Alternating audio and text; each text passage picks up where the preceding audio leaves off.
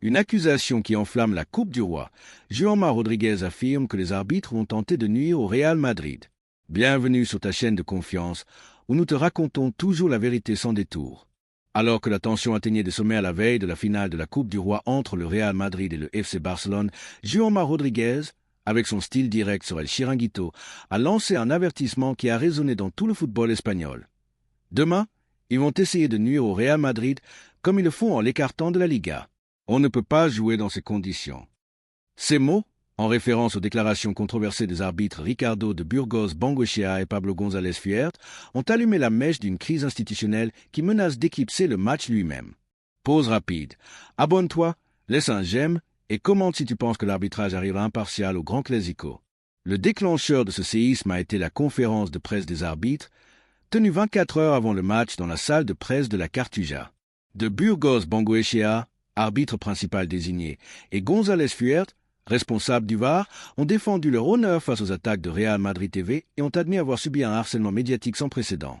Leurs paroles, interprétées par beaucoup comme une menace voilée envers le club blanc, ont enflammé Juanma Rodriguez, qui a accusé les arbitres de juger avec partialité et de transmettre le sentiment de tout le collectif arbitral contre le Real Madrid. À Chamartin, l'indignation a été immédiate. Bien que le Real Madrid ait officiellement écarté l'idée de boycotter la finale, des sources internes reconnaissent que pendant plusieurs heures, l'option de rentrer à Madrid en guise de protestation a été envisagée. Le communiqué officiel du club a souligné l'indignation face aux déclarations des arbitres et a appelé au respect de la compétition et à la loyauté envers ses supporters, réaffirmant qu'il n'a jamais été question de renoncer à jouer la finale et que les valeurs du football doivent prévaloir malgré l'animosité affichée. Pour comprendre l'ampleur du conflit, il suffit de rappeler l'affaire Negreira. Entre 2001 et 2018, le FC Barcelone a versé 8,4 millions d'euros à l'ancien vice-président du comité technique des arbitres, un scandale qui a miné la confiance dans l'arbitrage espagnol et qui continue de faire des vagues dans les bureaux des clubs. À l'époque, cet épisode avait à peine suscité une défense véhémente des arbitres.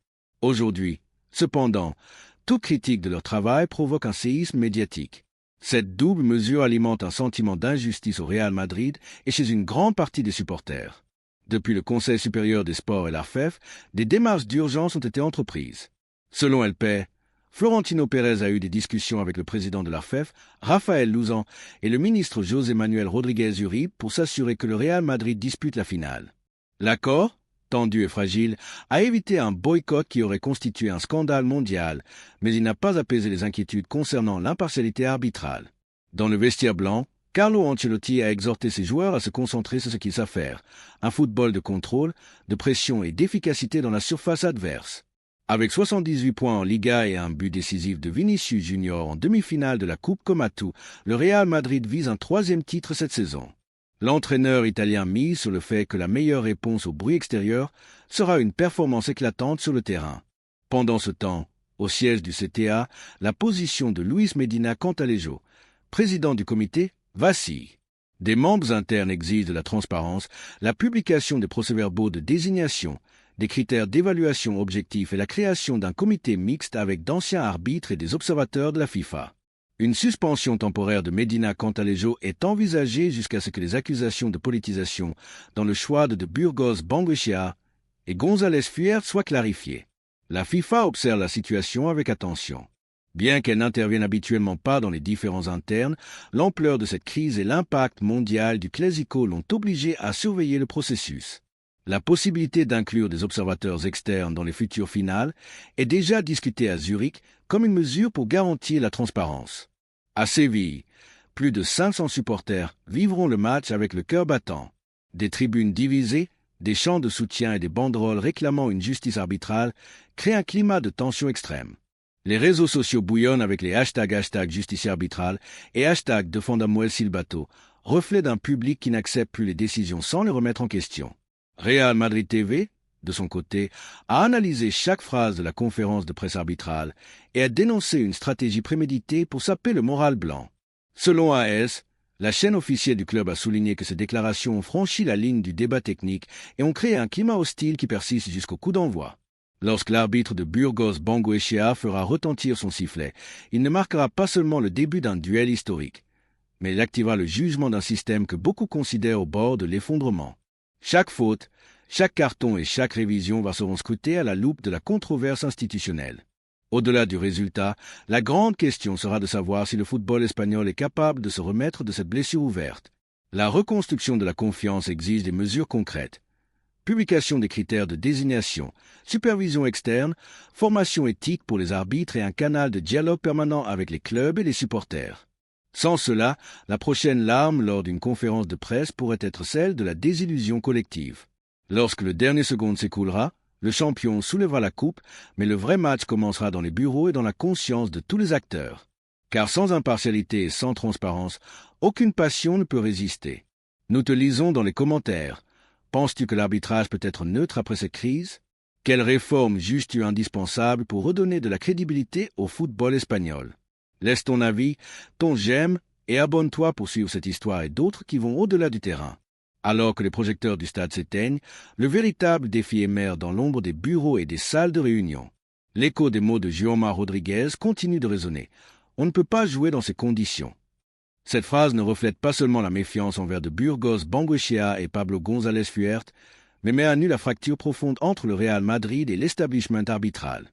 Dans les jours suivants le Clásico, le Conseil supérieur des sports, CSD, a convoqué une réunion de crise avec la FEF, la Liga et l'Association espagnole des arbitres. L'accord provisoire inclut la création d'un comité mixte de supervision pour les désignations des finales et des matchs à haut risque, composé d'anciens arbitres prestigieux, de représentants des clubs et d'un observateur de la FIFA. Ce comité aura accès aux procès-verbaux internes du CTA et pourra émettre des recommandations contraignantes avant chaque grande rencontre.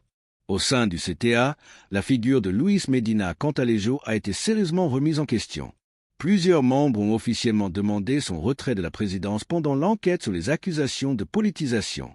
Bien que Medina ait refusé de démissionner, des sources internes indiquent qu'il a accepté de ne pas participer aux futures désignations jusqu'à ce qu'un comité externe valide le processus. De son côté, Miguel Ángel Sotomayor, initialement écarté, a été invité par l'UEFA à rejoindre un groupe de travail sur l'arbitrage pour les compétitions européennes. Son éventuelle intégration dans cette équipe est interprétée comme une reconnaissance de sa carrière et un geste de la FIFA pour retenir les talents espagnols et apaiser les tensions. À l'ARFEF, Pedro Rocha a négocié avec la FIFA l'installation d'observateurs externes pour les 2 prochaines finales de la Coupe du Roi.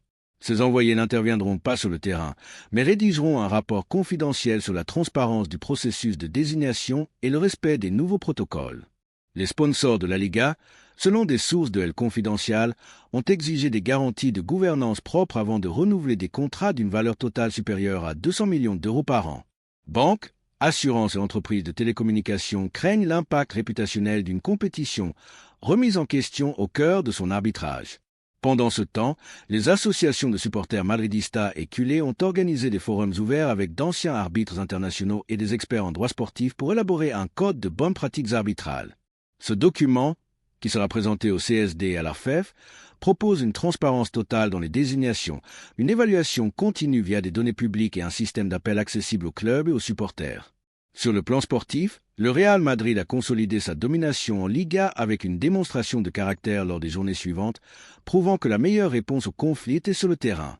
Le FC Barcelone, quant à lui, a concentré sa récupération sur la Coupe, où il aspire encore à un titre qui apaiserait la frustration de ne pas être leader en Liga.